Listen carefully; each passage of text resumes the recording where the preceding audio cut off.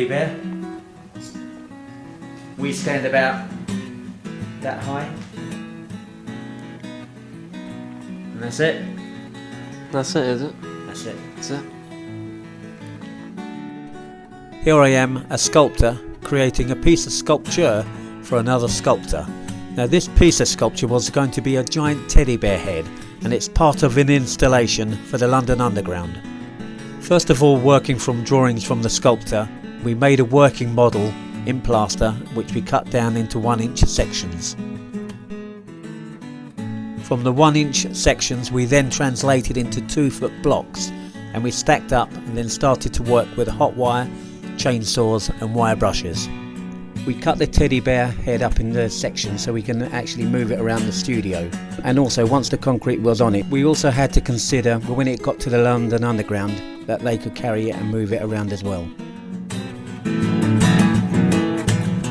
Here we are, getting work, scratching and keeping an eye on the reference and the small model in its slice form as well as a full form, like making sure they actually fit the bill.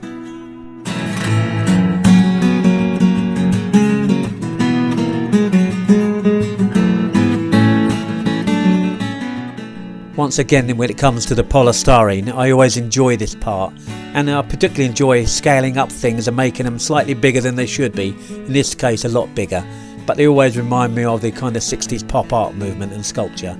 Always good fun.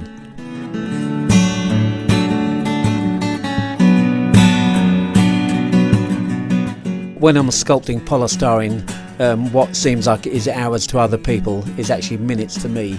I don't consider this part of my work as actually work. I really enjoy it and it seems to fly by, and hopefully it shows in the carving itself.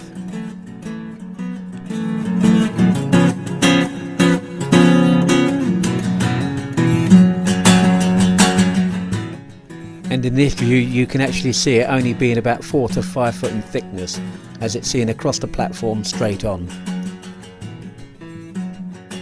Now with this particular project we had to make sure that it fit all the health and safety issues with the London Transport Company. So because they didn't actually allow bare polystyrene on their platforms, we had to then look at giving it a complete render of concrete and make sure it still fit the bill with coming apart, transportation and fitting together once it's on site, which we then get to work on adding scrim and a certain thickness and a governed thickness all over, so it met the health and safety laws and the fire regulations to the London Underground. This is always an interesting process. Once I've been a sculptor and now I turn into being a plasterer, but instead of plaster we're actually adding a concrete render of about 12mm over the whole surface area. And the tricky thing is we still wanted it to break up so it can be transported, but when it went together it all had to line up exactly.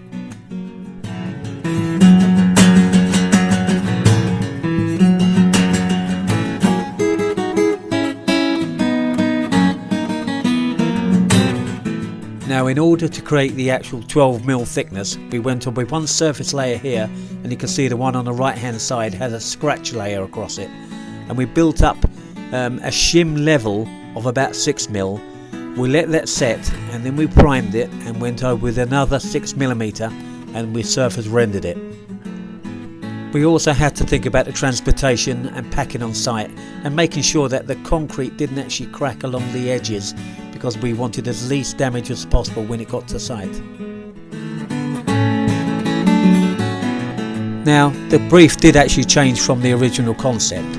The idea was the head was going to be put on the platform, all the seams made good and made as if the teddy bear head was there for forever and always had been.